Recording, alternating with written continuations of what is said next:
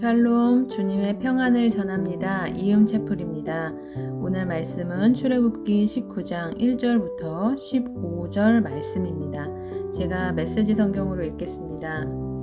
이집트를 떠난 지 3달이 지난 뒤에 이스라엘 자손은 시내 광야로 들어갔다. 그들은 르비딤을 떠나 시내 광야에 이르렀다. 이스라엘은 그곳 산 앞에 진을 쳤다. 모세가 하나님을 뵈러 올라가자 하나님께서 산에서 그를 불러 말씀하셨다.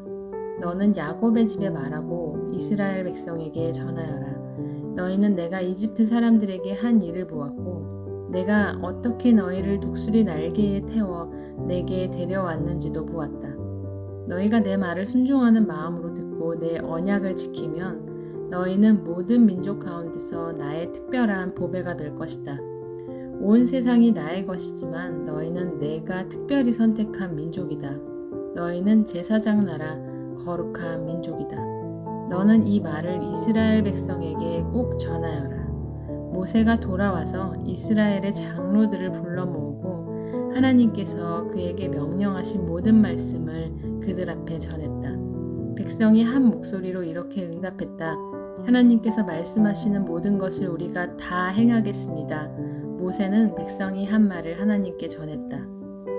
하나님께서 모세에게 말씀하셨다. 준비하여라. 내가 짙은 구름 속에서 내게 나타나겠다.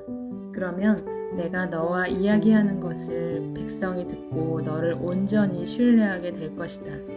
모세가 백성이 한 말을 다시 한번 하나님께 전했다. 하나님께서 모세에게 말씀하셨다.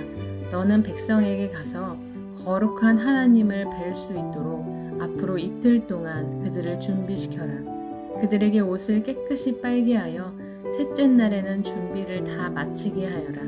이는 셋째 날에 하나님이 시내산에 내려가서 온 백성 앞에 나의 존재를 알릴 것이기 때문이다. 너는 백성을 위해 산 모든 주위에 경계선을 정하고 이렇게 일러주어라. 경고한다. 산에 오르지 마라. 산에 한 발짝도 들여놓지 마라. 누구든지 산에 접근하는 자는 반드시 죽음을 면치 못할 것이다. 이 명령을 어긴 그 자에게 아무도 손대지 말고 돌로 쳐서 죽여야 한다. 아니면 화살을 쏘아 죽여야 한다. 짐승이든 사람이든 반드시 죽여야 한다. 뿔 나팔 소리가 길게 울리면 그것은 백성이 산에 올라와도 좋다는 신호다. 모세가 산에서 내려와 백성에게 거룩한 만남을 준비하게 하니 그들이 저마다 자기 옷을 깨끗이 빨았다. 모세가 백성에게 말했다. 첫째 날을 준비하고 여자와 잠자리를 같이 하지 마십시오. 이드로의 조언으로 국가의 체계가 이제 완성이 되었습니다.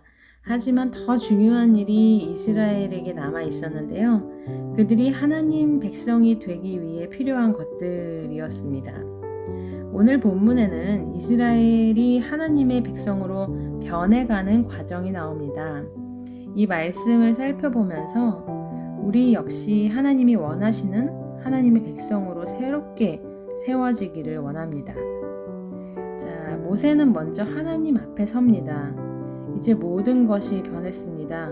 애굽의 생활 양식에서 벗어나 광야의 생활에 적응도 했고 또 전쟁에서도 승리했고 또 국가의 체계도 어느 정도 잡혔습니다. 하지만 중요한 일이 남아 있었는데 이것은 진정한 하나님의 백성이 되는 것이었습니다. 자, 세속적인 관점에서 보면 이스라엘은 하나님이 주신 음식과 물을 먹으면서 그 대적들을 이겨 승리도 했고 또 국가의 기틀도 완성한 상태입니다.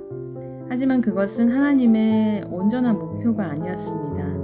하나님의 백성은 그분의 영광을 드러내는 온전하고 이제 거룩한 공동체가 되어야 했습니다. 여기서 중요한 단어가 등장하는데요. 바로 언약입니다. 그것은 이스라엘이 하나님의 백성이 되는 유일한 길이었습니다. 예수님을 구주로 고백하는 믿음으로 그 영혼이 구원을 얻는 것처럼 이스라엘은 이 언약이라는 것을 통해 하나님의 백성이 될 수 있었습니다. 물론 그들의 삶과 마음이 완벽하지 않았습니다. 하지만 하나님의 약속은 그들의 부족한 모습과 상관없이 그 약속에 머물러 있는 한 그들을 하나님의 백성으로 만들어 주십니다. 새롭게 세워진 이스라엘의 핵심은 하나님의 언약인데요. 그 하나님의 백성이 되는 것은 사람의 의와 행위가 아닌 하나님과의 약속입니다. 우리의 영적 정체성을 바꾸는 것 역시 하나님의 말씀과 약속이죠.